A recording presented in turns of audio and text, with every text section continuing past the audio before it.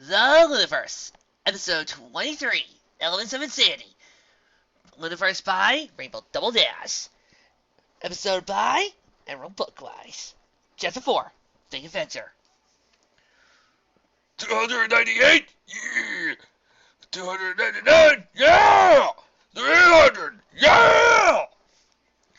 Finishing his final bench press, Snowflake deposited a barbell back on its perch as he sat up and gave a self-congratulatory shout of pride.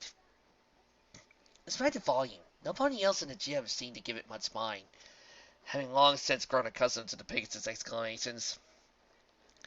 He picked up his sports bottle and took down nearly half its contents in a few long gulps. And then he toweled the beads of sweat from his broad forehead before draping the cloth around his wide neck. Refreshed and relaxed, he then made an energetic canter over to the mirror at the other side of the large room. A few Patreons found it generic exercises to stare at the sight of the grown, exceptionally buff Pegasus stallion, prancing about like a school filly. Snowflake didn't care. He was used to such jealousy. But a bot as sexy as he is, why should he care? It was more to his behavior that caught their attention that never crossed his mind. As he approached the mirror, he slowed to admire the handsome stallion that appeared before him. Glistening white coat, heavy with ardor and perspiration, and a short-trimmed blonde mane. Growing up there had always been foals who teased him about those colors for some reason or another. Something about some sort of old nag of a crone that lived in the sun. That wasn't important, though. The colors were just a wrapping that held the gift that was his flawless physique. A chiseled barrel, swelled shoulders, rippling flank, and solid haunches. His cannons were lean, but that was intentional, to preserve agility. He flexed as he watched the snowflake in the mirror, strike a sequence of poses. Yeah! Bodybuilding certainly hadn't been his first dream in life. No, like most young Pegasi, he had grown up to be a wonderbolt. But the causes of summer flight climb quickly squashed that hope, telling him how his stubby wings would never be suited for such high-speed aerobatics. Still, he wanted to somehow serve his country and follow in his Uncle Marching footsteps. But, well, even the Royal Pegasus Guard had agility requirements he couldn't quite match. Not back then, at least. Ever determined, young Snowflake had the most brilliant idea ever. If he couldn't do anything to enlarge his wings, then he enlarged the rest of himself and get an Earth Pony commission. The work was brutal and exhausting, but it more than paid off. Not only did he earn his cutie mark, but now he had the body even the brawniest Earth Guard would be jealous of. Maybe they were too jealous, though. He finally got his shot. But shortly after signing on, he was dismissed because of some obviously made-up excuse about bad hearing. First, they had to keep him out because of small wings. When that failed, they instead tried to say his ears were too small. Also, Snowflake could take a hint. He didn't know who had it out for him, but if the Royal Guard didn't want him, he'd find another way to serve his country. And so, he started traveling all over Equestria, competing in any athletic event he could, and becoming a role model to young colts everywhere. Proof of what hard work and determination can accomplish. By far, though, his proudest accomplishment was that his old coaches had told him he'd never have his wing power. Small as they were, he could muscle out and produce more raw wind speed than any two average Pegasi combined. It was with this incredible wing power that he achieved his greatest act of community service, by participating in more water racing tornado teams than any other Pegasus in history. Half those teams would have been shy to need 800 wing power if he hadn't joined up. That, and he does a great back massage. It was training for one of these events over in Philadelphia that brought him to the gym today. Well, actually, he came to the gym every day anyway, but he always trained extra hard for tornado season. Now, though, it was time to hit the showers, go home, and eat a big meal. Rest up so he could train again tomorrow. As Snowflake stepped out of the gym, he was approached by a skinny unicorn mare with a lavender coat covered by a practical heavy-duty cloak. "Pardon me, but are you Snowflake?" She must be another adoring fan. Yeah! She looked startled and nervous. But then again, what mare wouldn't be distracted by his awesome bod?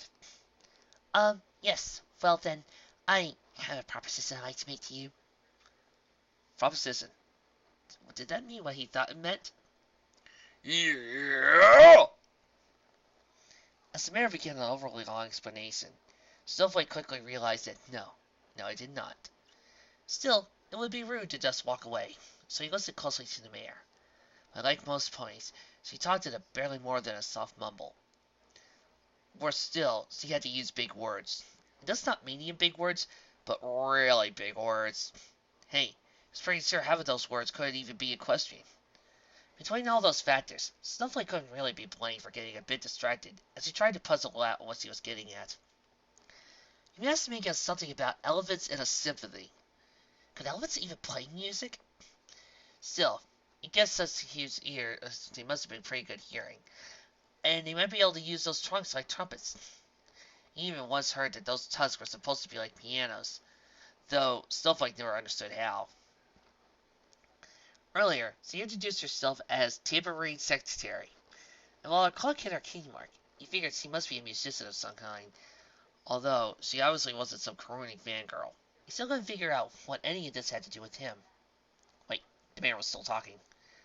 She got on to say something about needing him, because he was some sort of monastery or something. Now what could she mean by that? Eventually figured she must be referring to his brick-like muscles. Still, it seemed rather odd in comparison. He had thought a fortress would work better. More importantly, though, he figured out what she needed him for. Obviously, she wanted to try to hire him to move all that heavy orchestra equipment. And why the elephants weren't enough to get the job done was still a mystery to him. But maybe stuff that even her the pachydermist was having trouble with sounded like his kind of challenge. As he contemplated this boon that could be to his reputation, he almost missed an even more important detail. And save all the equestria from... He wasn't even sure how everything that came up before added to that. But Snowflake could only think of one such response to the request. Chapter 5. Sharing Kindness. Silverstar pondered himself once again just how it was he let himself get roped into this.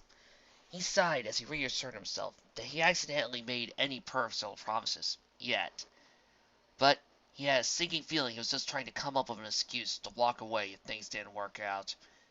Or maybe it was the idea that things might actually work out that scared him more.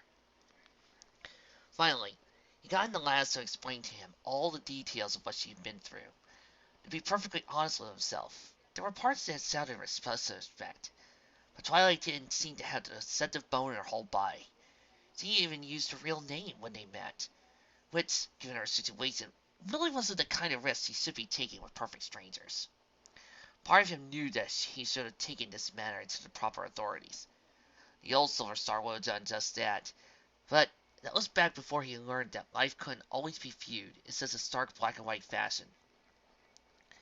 Twilight had seemed absolutely certain that this Lunamoon was manipulating the whole system, and Silver Star had met enough two-faced politicians of his day to know that was a distinct possibility. Then again, Twilight didn't seem all that good of a judge of character either. The fact that she singled him, of all ponies, out as some paragon of loyalty was proof of that. Still, given her situation, it was only natural she had to scrape for the bottom of the barrel, as it were.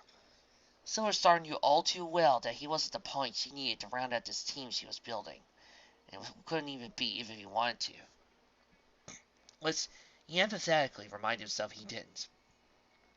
Still, maybe, just maybe, it was the best he could hope to find. In any case, could he really turn her down? Silver Star shook his head, the massive version of his fleeting face, those hopelessly forlorn eyes, begging for somebody to slip in and take away all her pain. No, he couldn't let himself think that way, not anymore. The former Sarah sighed. He was a bad pony, and only bring her further pain if he so much as tried to join her cause. Still, there was just something about those eyes that compelled him, reaching to the very depths of his soul and dread some past emotions that he thought lounged around under all the drink he could afford. Bah! Now was not the time to let himself get all sentimental like this. He might not have promised to actually join her team, not yet at least. That nagging urge in the back of his head insisted again. What he had promised, though, was to find one of the ponies he was looking for. He had seen her list, and having no claim by which to judge, he figured most of them were perfectly fine candidates. The young girl seemed to have done her research well enough, though, even as he erred in picking him. What he knew with certainty, though, was that if he was to have any chance of success of one pony, she didn't need was on that list. After all, He already met the kindest and sweetest pony of them all. Now, if he could only bring himself face to face with her after what happened. Birds chirped in a tree outside a peaceful house. 2 stories tall with faded white siding, and surrounded by a spacious yard with a picket fence. It was the picture of an idyllic home, the kind most every pony thought of raising a family in. Well, the grass was a bit overgrown, and bushes could use a good trimming, but it was still a fine house. Inside the house was quiet. The loudest sound to be heard was a grandfather clock ticking away the minutes in the hallway. Inside study, decorated with portraits and lined with shelves that bore all sorts of carved wooden knickknacks, sat a solitary pony. The earth pony mare stared at the window, staring out, like she did every day. Her cyan coat and light green mane were kept perfectly groomed, but not by any effort of her own. As she sat, no particular focus held the empty gaze of her purple eyes, nor did any meaningful occupy her mind. Even here in her own existence was something that barely registered. There was a gentle knock at the door, but the mare didn't react, nor did her visitor seem to expect any, as he opened the door with a little hesitation. A Pegasus colt, near a full-grown stallion, with a light navy coat and dull brown mane, stepped into the room, balancing a tray on his back. He walked slowly to the mirror at the window. Good morning, Mother. I brought breakfast. He smiled as he tried to catch her gaze. But the day was no different than the day before. She gave no response in any other way to acknowledge his presence. That was okay. He not really expected anything else, and much he'd hoped for even the most subtle acknowledgement. The greeting was more of a matter of courtesy than anything else. He moved the tray from his back to a nearby stand, gently took up the knife and fork of his host, to cut the food one by one, and place a single bite at a time in the mare's slack mouth. She slowly chewed and swallowed each, but otherwise continued to remain oblivious to all surroundings. The colt smiled, with only the barest hint of sadness, as he went about what became a twice-daily ritual. Among all the other duties, he went about each day to ensure his mother was in the best physical health. She had taken care of him for longer than he could remember. It was the least he could do to return the favor now. After she swallowed the last bite of food, the colt brought a napkin to her face to clean it, and even knowing how futile it was, again he searched her eyes for any semblance of thought or recognition of the vibrancy and life she used to have. But she always stared at him with the same empty hollowness when she stared at everything else since that fateful day. The moment was interrupted by the chime of a front doorbell. The colt paused in curiosity. He had not been expecting company this morning. Since coming back to Equestria, he found little free time to reacquaint himself with the other ponies in his aides. His mother and late father still had some old friends in town, but most of them barely stopped anymore. Even so, less so at early this hour of the day. Just sit here patiently, Mother. I'll be right back, he said, before he rose and left the room. The colt knew such words were unnecessary. In her condition, his mother never moved out of her own volition.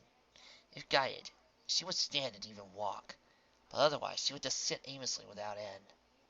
So again, his words were little more than a token courtesy, born out of his hopes that even as he couldn't respond, she could still hear and take comfort from his voice. Stopping at the front door, he pressed his face to the peephole to see who might be calling, and was greeted by a face he had not expected to ever see again. Quickly throwing the door open, he declared, "Sarah Silverstar!" The former law pony stood, eyes down and turned, his head held against the barrel of his chest with one hoof. I'm sorry, he said. I knew this was a mistake. I'm probably the last pony you ever want to be knocking at your door. Once he extended back on his head, the trim bowed low to hide his eyes over the pain and hateful glaze of another pony wrong. Guess I'll leave now. I reckon not bother you anymore. With that, he turned and started to walk away, but scarcely made 2 paces before. Wait! Silverstar turned gently to look at the young lad's face, a face that bore no hint of malice or condemnation. No, instead, it bore an expression of so much worse, slight enthusiasm, and even beaming adoration. How could I be anything but happy to see the pony who saved us? With a sigh of resignation, Silverstar thought to himself, Yep, this was definitely a mistake. Chapter 6. A Beautiful Heart. A young earth pony colt ran down an alley, a small sack of ill-gotten loot clutched tightly in his mouth. His lime green mane billowed as his lungs heaved beneath the dark brown coat of his barrel. It had been a stupid dare. He should have known better. Now he was going to be in big trouble. The Colt chanced a backwards glance to see if he was still being chased. As his eyes took in only empty air and the refuse of the alley, he breathed a sigh of relief as he slowed to his gallop to a trot before coming to a false stop. His heart was still racing as he panted deep breaths, but between each he found himself beginning to chuckle. As he came full about, a new sensation entered his head. He had actually gotten away with it. The thrill rushed over him. Pure exhilaration. He never felt anything quite like it. And he quickly found the fear and guilt waltzing away beneath an overwhelming sense of empowerment. Taking one last moment to stare at the empty alley behind him, the Colt turned to leave, but quickly felt himself bodily lifted into the air. Gotcha, you little hooligan! Called out to Pegasus, dressed in an officer's uniform, who had swooped out of the sky and was now carrying the thief away. It was all over. He had been caught and there was no escape. Unless there was one trick that Mama taught him. She'd be mad if she ever found out he used it in public like this, but she'd just be mad if she found out he had been caught stealing. All these thoughts passed through his mind in just a few brief seconds, and before he was fully conscious of making a decision, the young Colt found himself sneering out a threat. "Oh yeah?" The Colt stared diffidently. "But who's got you?" The officer had been a little more confused as he watched the little miscreant close his eyes in concentration. Were the Colt a unicorn, he might have been worried. Even the young lad was obviously too young to know any dangerous spells. He quickly put it out of his mind, but then it happened. Something he never experienced since graduating White Camp so many years ago. He fell. Try as he might, his wings didn't catch the wind, and although they weren't there, that would be silly. Wings wouldn't randomly disappear. It lasted only a few seconds, maybe less, but the officer still had been close to the ground, and by the time he recovered, all he could do was twist in the air to make sure the Colt he was carrying, thief or not, he was still just a child, wouldn't bear the brunt of the crash. The Colt limped away from the crash site, and the unconscious adult, or he hoped the officer was only unconscious, the Colt breathed heavy, his head still dizzy from the exertion. As he took a next step, a sharp pain stabbed up through his left hind leg. Had he broken his leg in the fall? No, at least he didn't think so. His leg hadn't given away, and all too quickly the pain shifted into a numb tingling, like his leg had simply fallen asleep. He wasn't sure why he was afraid to look back, as he tested to confirm that his leg could still bear weight. Something still felt wrong. He didn't really hurt anymore, but it didn't feel like it was moving in the right way either. Maybe it was broken, and it just hurt too much for him to feel it. He heard stories that sometimes can happen with really bad injuries. Not that it was a reassuring thought at the moment. Still, if it really was broken, he didn't think he should have actually been able to stand on it, even if he couldn't feel the pain. Unable to figure out what was wrong, he turned his head very slowly. First, he couldn't see anything. The whole world had gone black. He panicked for a moment, wondering if he had gone blind as well now. Then he tightened himself as he realized he had his eyes tightly shut. This was getting ridiculous. He was no infant yearling. Why was he acting like a baby? Whatever might be wrong, it couldn't be that scary. Cautiously, he peeked through squinting eyes. The sound of a young pony's terrified screams echoed through the alleys. Lost Ark Orphanage, a privately funded and wholeheartedly independently operated home for young ponies that, for any number of fortunate reasons, had no families to look after them. Inside his sitting room, two adult unicorns sat and raised in conversation while drinking tea. "Well, Miss Centillion, that is quite a tale," said the elder of the two, a blue-maned and yellow-coated unicorn mare. Lunaverse was the proprietor of this facility, a pony hailed by the local papers for her generosity in providing a nurturing home for those who could not take care of themselves.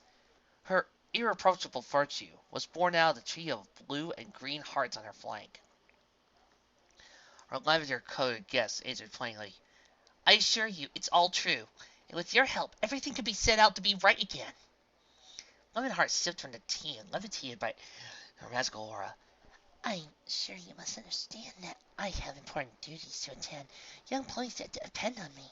I can't just pack up and leave, not on such short notice at least." "I understand you have obligations, but this is the very fate of Equestria we are talking about!" As the younger mare sat, her host was staring. She realized only belatedly that in her excitement she pounded her hoof against the top of the table, spilling her own teacup. She blushed sheepishly. The silence hung heavy for a few tense moments. But before either mare could make to speak, the door was flung open, and a young Pegasus filly with a white coat and vibrant three-tone mane of yellow, pink, and green burst into the room. Mama Hoth! Mama Hoth! There's been an accident! You... She trailed off as she noted the firmly admonishing gaze of her caretaker's magenta eyes. Young lady, what have I told you about interrupting me while with company? The voice was strict, but not overly harsh. Surely there is no crisis that one of the older children cannot manage for a short while, and if it were that serious, one of them should have been the one to come tell me. Blimey, he's hurt.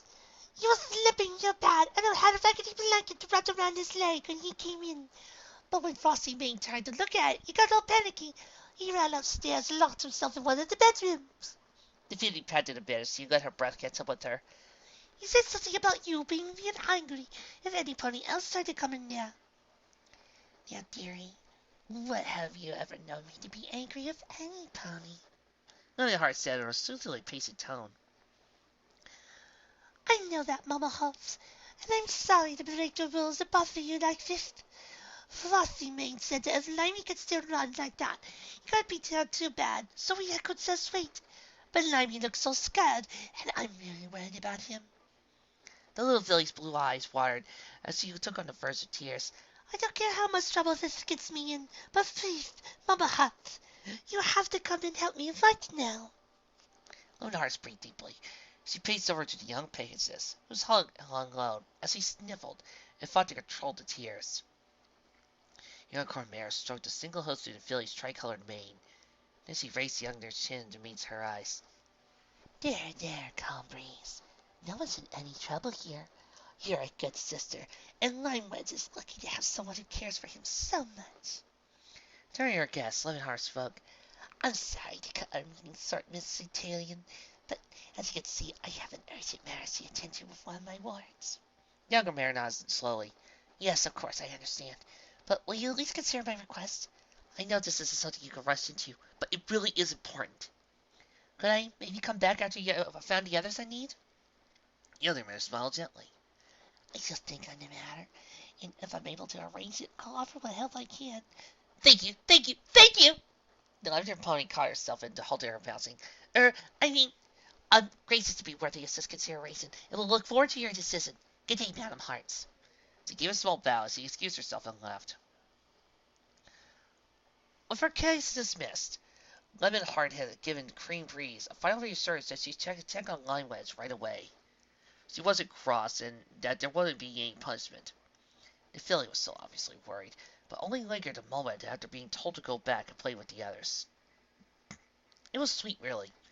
Lemonheart encouraged her wards to treat each other as siblings, since familial bonds were useful for keeping the children tight-knit and made their natural figure of maternal authority. Still, every so often among the children, those feelings would run deeper. She'd seen it before. It was somewhat a pity being one of her special children like Limewedge will likely never be able to reperpetuate that feeling. Maybe when she had everything she needed from the cult, she could spare an effort to teach her to pretend. That, however, wasn't matter for the future, and right now, she had more immediate concerns to attend. As Lemonheart started upstairs, she found her thoughts still lingering on the offer the visiting unicorn had presented.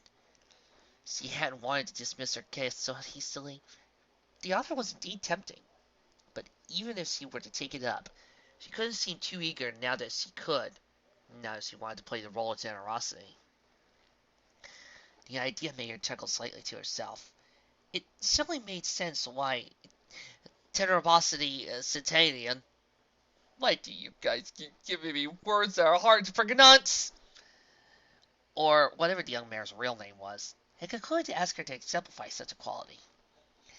Not that Lemonheart held the major deception against the unicorn. She herself used more than a fair share of aliases over her life. Still, that might be the problem with accepting such an offer. Certainly, Lemonheart's a philanthropist who dedicated her life to providing care for the lost children of Equestria.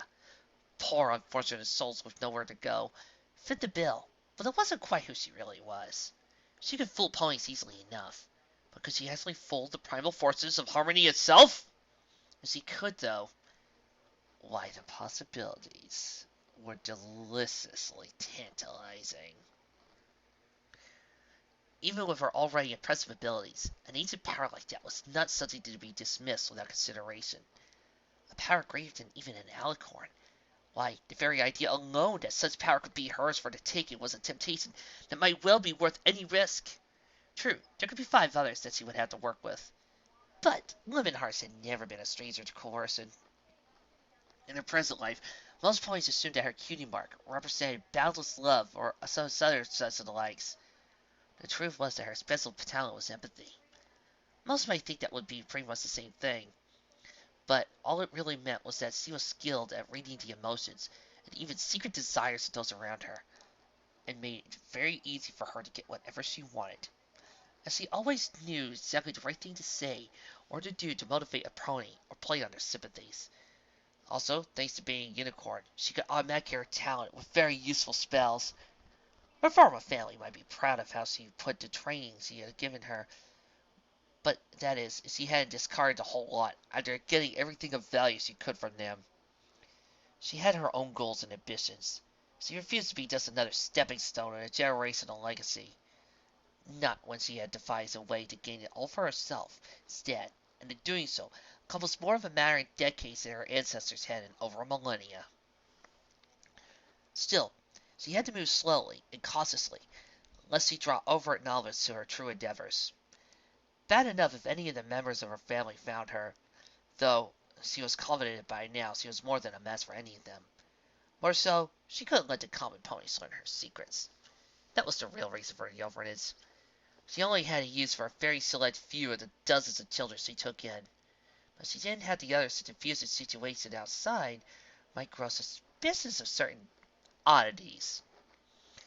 Yet, because of that, the years were starting to ever slowly catch up with her. There were days when she doubted she really could achieve it all. Which brought her back to today's visitor and the proposal, necessary to change everything, with the elements of harmony at her disposal, even the merest fraction of that untold power. She might be in very short order to be able to surpass even her own wildest expectations. First things first, however. Lemon Hearts knocked on the door to the back dorm room. Line Wedge, are you in there? There was no response, save for a muffled shuffling sound. It was a simple matter for Lemon Hearts to reach past the door with her magic and flip the locked latch. She opened the door, only to find the room darkened with all the curtains drawn. Peering through the shadows, she looked past the rows of beds and managed to take out the form of a colt in the far corner. Now then, dearie, what are you doing back there? There was a pause before. You're going to be angry with me. I did a bad thing. As Lemon Hearts reached the back corner, she could now see her ward curling tightly in on himself as he rocked back and forth. His brown coat was greasy and sweat-stained, while providing a deep-seated horror wasted off of him, stitched on his left hind leg. It was wrapped tightly in an assortment of knotted rags and bent at an awkward angle. She reached out to examine the leg, but the colt bent her hoof away with his own, and then just as quickly recoiled, realizing who it was he was lashing out, and closed his eyes and saying, Don't cry, dearie. Whatever it was, it can't be all that bad. Actually, if it was just what she thought, it just might be. But right now, the frightened child needed consoling attention, lest things get any worse. Just tell me everything. I promise it's nothing we can't fix together. I didn't want to do it, but I had to get away. It's all that dumb Figs' fault anyway. He dared me to do it in the first place. Lemon Hearts frowned ever so slightly. She didn't know what exactly had happened, but she hardly needed to. Mauve Brigard was an older ward at her office, a troubled youth whose mother had passed on while bringing him into this world, only to leave the boy to spend the next few years under the care of the father, who blamed the child for the loss. Unsurprisingly, the cult had picked up some rather bad habits at this time. Lemon Hearts had thought she had broken him off, but now it seemed he was just pressing the other children to do his dirty deeds.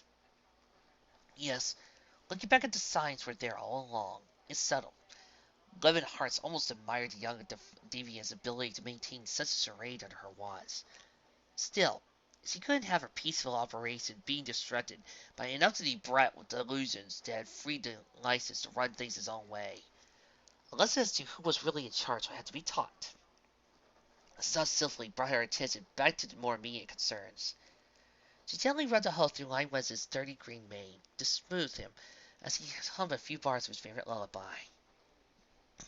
There, dearie. It's all right. Now, why don't you show me what's wrong? She already had her suspicions, but she had to be sure. Linewez gave a few more sniffs. Shh, shh. Promise? Promise you won't get mad? There was no reply. Not with words, but as Linewez looked into those eyes, into Mama Hart's deep magenta eyes, he knew the same thing he always knew. All the children always knew. No matter what, she would always be there to love and protect. Could never be cross or angry. All his worries just melted away under her comforting gaze. As he hummed that tune which was older than he could remember, always made him feel less like an orphan who had lost his real family, long before he ever had a chance to know them. Except, of course, he had a family. More brothers and sisters than he could ever count. Of course, there was always Mama Hart himself, so loving and kind. Here, in her gentle embrace, it seemed so silly he had been ever scared at all. The young colt backed away just a little bit, and Lemon Hearts let him, a soothing smile on her face, and her eyes maintaining the atmosphere of trusting assistance. Such simple measures to weave, she thought to herself, yet no less satisfying for the ease of effort. One by one the knots and coils of rags came undone, and Lemon Hearts cast a light from her horn to see it more clearly. She imagined a surprised yelp hiss from a south take of air, at the sight that greeted her. Still, she held a passive face as her eyes gazed down at the young colt's brown flank, to where it met dark green scales that stretched down the entire length of the reshaped limb, all the way to where the hoof was now a dragon-like claw. I knew you'd be angry, the colt sniffed. Only belatedly did Lemon Hearts realize she allowed her smile to slip into a scowl. How careless of her. No, dearie, never, she said, her voice dripping with sweetness, as she twisted her face back into a smile. The colt was too young to consciously notice the smile fade and to reach all the way to his caretaker's eyes. He only grew more confused at how cold and unsettling the room became. Whatever was wrong, he knew it had to be with him. After all, Mama loved him with all her heart, didn't she? Lemon Hearts, however, realized all too easily what was happening. She was letting her mask slip. Lucy was very cross. Not with the colt. It was hardly his fault, but rather all the wasted effort she put into him. He was still so young, and she thought him full of so much more potential. But as she magically extended her sight, she saw not only the physical manifestation of the corruption in the young boy's body, but the extent of deeper instability of the taint that dwelt under him. If, only by accident, he was already reaching his limits, well, there wasn't much hope in expecting such great returns from him after all. Pity, really. Eldemir closed her eyes. The colt sighed in relief as the act broke the penetrating gaze of the stare to the very core of his being. He let out a breath he didn't even know he had been holding, as he spoke hesitantly now. Now you're gonna make it better, right? Just like you promised, like you always do. But of course, my precious darling. Now, just relax. She spoke in a strange tone that sounded at an odd pitch. When she opened her eyes, they were no longer normal, but set bee red pupils with sickly yellow orbs. Mama is going to make it all better.